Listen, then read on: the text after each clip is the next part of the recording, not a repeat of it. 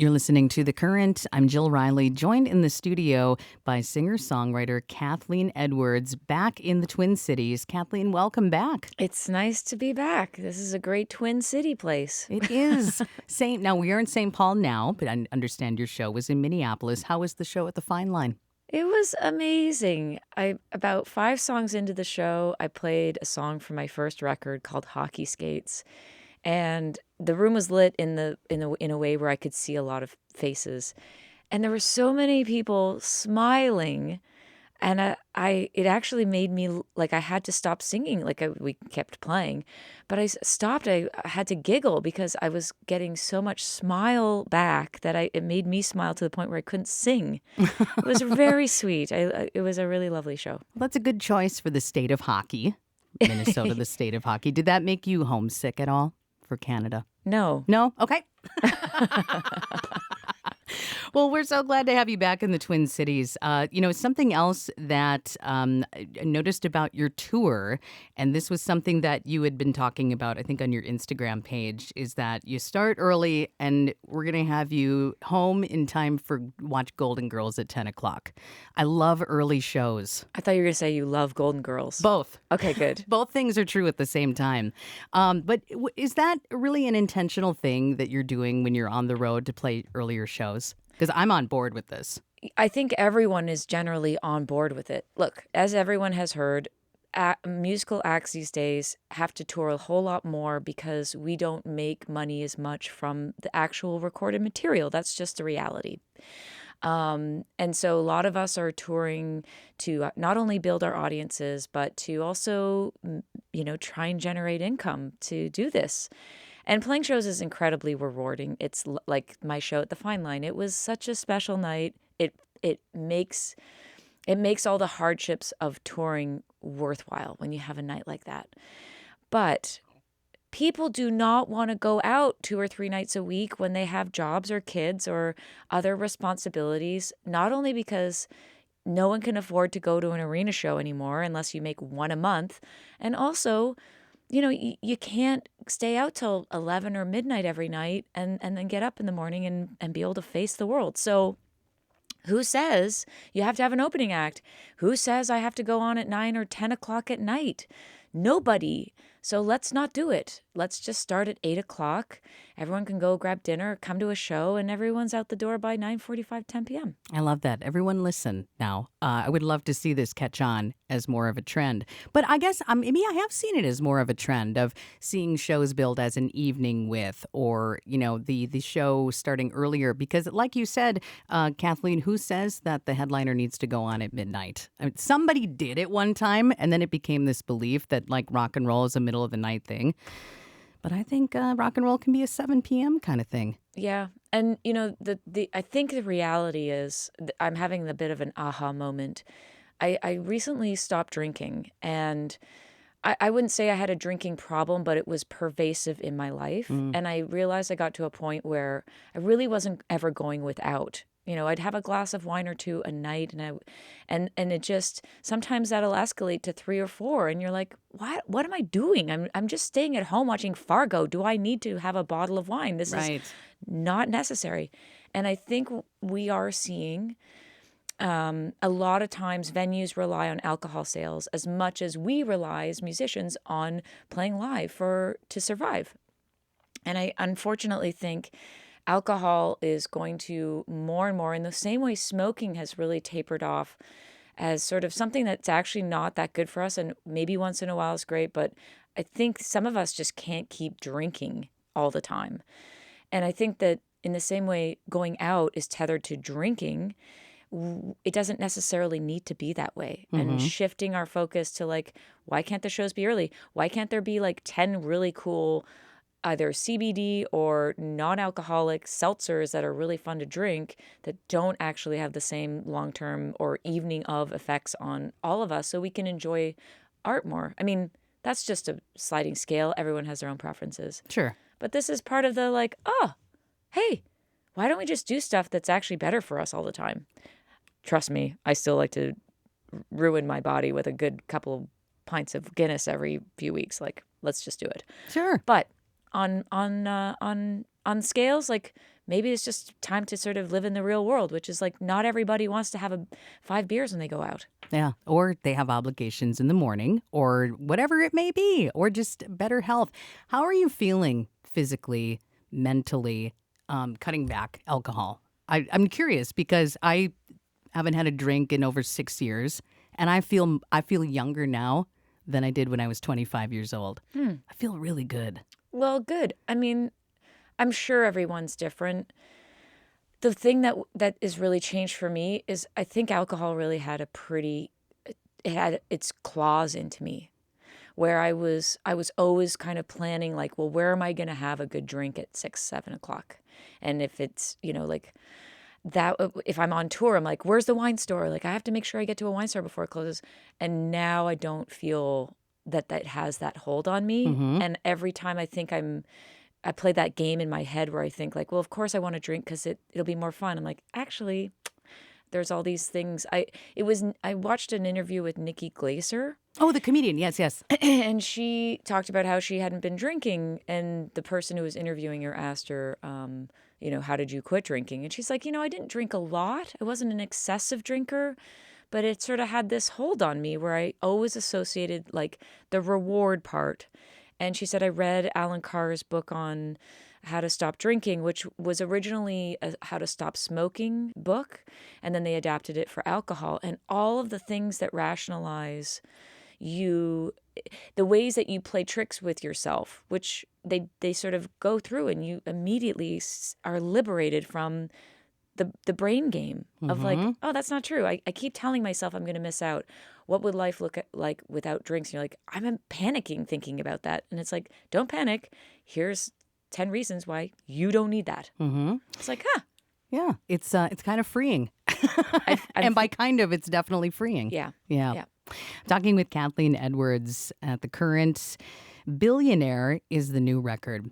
And Kathleen, I was looking at the credits for the album, and I noticed a couple Minnesota connections, because that's what we love doing in Minnesota. There's a big Minnesota connection. There are a couple big ones. With the title track, I couldn't help but notice the name Dan Wilson. Oh, God, yes. Yes. But maybe you were thinking of another one. I wrote down a few here, but it's always fun to see Dan Wilson of Semisonic, and again, who has carved out this incredible career of co-writing and writing for a number of names. I mean, I can think of like the Chicks and Chris Stapleton and John Baptiste, Adele. Right. I mean, who's heard of her? Just a couple people. But tell me about working with Dan Wilson. Well, incredibly, Dan came into my life quite a few years ago. I think it was around the time that he was writing with the Chicks, and he wanted to go on tour and play shows as sort of Dan Wilson solo acoustic. And somehow he ended up, I can't believe I'm going to say this, opening for me. And he came on the tour bus with us, and it was in 2008, 2009, so it was some time ago. Mm-hmm. And he's such a lovely guy, so easy to get along with. And of course, his big sort of atmospheric sort of songwriting credits as a co-writer were just on the heels of that time that we spent together. Obviously, he was already a worldwide #1 hit writer with Semisonic, and so we always had this tether. And years ago, when I was really struggling around the time that I made my 4th record in 2012, I felt really quite lost in sort of in all aspects of life. And I remember reaching out to him to say, because he had really sort of firmly planted his feet in the co-writing world. I said, I think I'd really like to make the transition to co-writing. Do you have any ideas about how I might, make that transition? And he gave me the best advice. He said, you will always be the best vehicle, the strongest vehicle, and the most authentic vehicle for the songs that you want to write. You're already doing it. If you think that you belong in this world, he's like, I'm not sure that you do. You are the voice of your own songs. Don't sell that short. Mm. And it was sort of him saying like, get out of my, don't come for my co-writes. No. Stay out of it. No, and it was great advice. And then when I wrote Billionaire, which is this song about my beautiful friend who passed away, I felt like I was so close to the song, and I was worried that maybe there was a way to improve it. And so I reached out to him, and I was going to be in Los Angeles. So I went to his home, and we worked for a few hours, and he helped sort of just maybe clear out some of the weeds on the song and make it a little cleaner and a little more true to the message. And working with him was such an honor. I love Dan. And I thank you for reminding me that, of course, that's a Minnesota connection. Yeah, we're talking about Dan Wilson. I'm talking with Kathleen Edwards here on The Current and talking about the title track to the new record, Billionaire. Now, there's a long list of credits. You really put together some great people to work on this record. Jason Isbell, acting in the, producer and also playing on the record. There was another name that I read in the credits that I swear I had read somewhere else. Can you tell me about Gina Johnson? Because I saw in her credits, it said Mankato State University. I went, our Mankato? In Yes. Minnesota? Please tell me about her, because it really seems like she has carved out quite a spot for herself as an engineer. Well, careful. I'm going to rave about this woman for way too long. How much time do we Bring have? it on. Bring it on. So it's actually Gina, Gena. Oh, okay. Yeah, we say Gina. Okay. I have a sister Johnson. named Gina, so I have a Gina bias. Oh, All right, okay. so Gina. Gina Johnson. She is a Minnesotan, and she actually comes here quite a lot to visit family. And she was brought into the project through Jason, of course, who he has. He met her through all of the Stapleton and the Dave Cobb production records. She worked with Dave Cobb for years. And of course, as great engineers and people with enormous talent do, she, eclipsed sort of being an assistant and then went on her own. One of the first projects she worked on her own was producing and engineering and mixing a John Prine record. Wow. Which she won a Grammy for. Ooh. And Jason has used her as an engineer and now co-producer on many of his recent projects. And thank God he brought her, because she was the light of this project for me. She's such a first of all, she's gorgeous. Secondly, she's a world-class recording engineer. And producers require, when they're not actually playing instruments, there's a musicality that they either get or don't get. And she's incredibly musical, and she mixed the record. She elevated me, and I'm so lucky she came into my life. People messaged me, people I don't even know, saying, "You're working with Gina. You are in the best hands in Nashville." That's awesome. Yeah. So Gina Johnson from Minnesota, that's who we've been talking about. Kathleen Edwards is here on The Current. Before I let you go, I would like to ask you about another project that you were part of. Could you tell me what your connection is to the Lilith Fair documentary, please? Because I went to Lilith Fair in '99.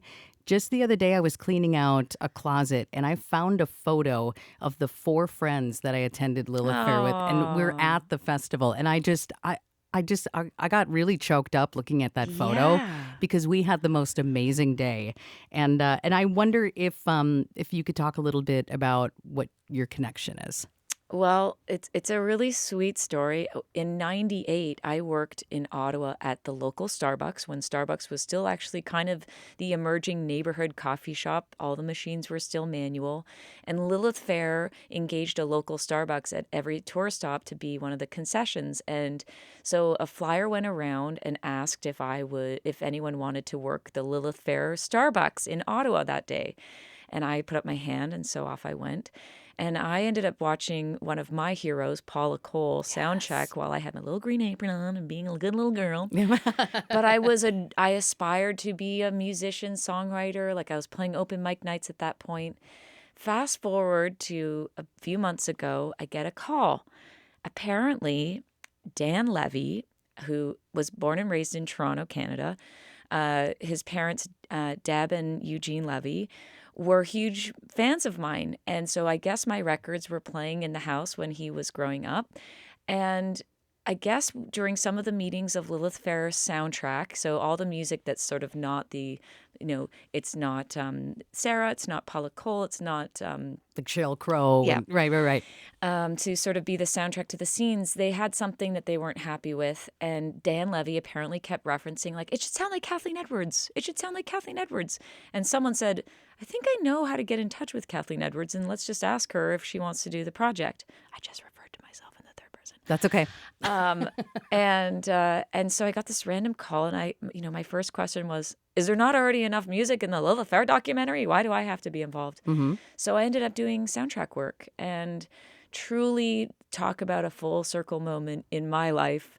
All the footage is of people who, paved the way for me. Mm-hmm. And what an honor. That's great. Oh, gosh. Thank you for sharing that story. The Lilith Fair documentary, by the way, it is streaming now. I think Hulu. Yes, Hulu. that's where I watched it. Mm-hmm.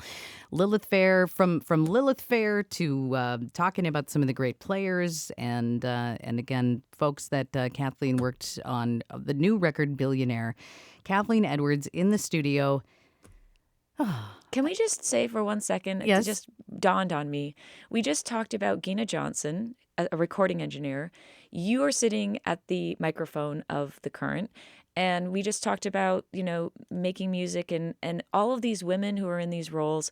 There's so many times, Lilith Fair especially talks about, this was the state of the music business. And sometimes I think people think like things haven't changed. It's like, a ton has changed. This is so great. And it's important to acknowledge those moments, because sometimes people get caught up in like, how come I can't get my foot in the door? It's like, there is nothing keeping anyone from getting their foot in the door. You just got to go for it. Thank you for pointing that out. How Right lovely. on. Right on, Kathleen Edwards. How lovely. Thank you so much for coming by The Current. Thank you. All right. Well, have a wonderful time on the rest of your tour. I know you've got more dates coming up in the winter. I saw you've got a destination.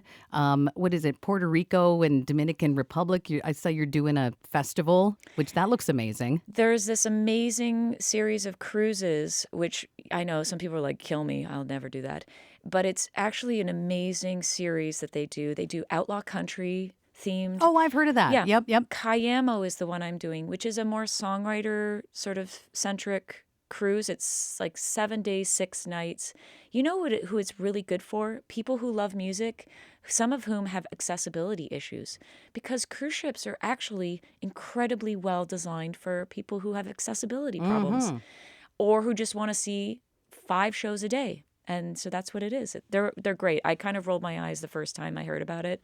It's been a great experience. I really love them. They're expensive, but you eat when you want to eat, you rock and roll, you can sleep when you want to sleep. Like it's really a fun time. I hope it is quite excellent for you. And again, you've got a busy end of the year, you've got a busy new year, and we so appreciate you coming back to the Twin Cities. Listen, last night when I played at the Fine Line, the room was full, and it's not always like that.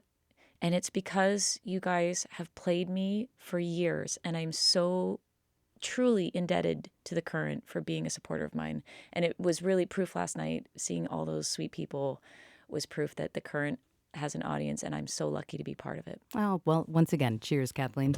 Thank you. Thank you. You're listening to The Current. The Current is public media made possible thanks to member support.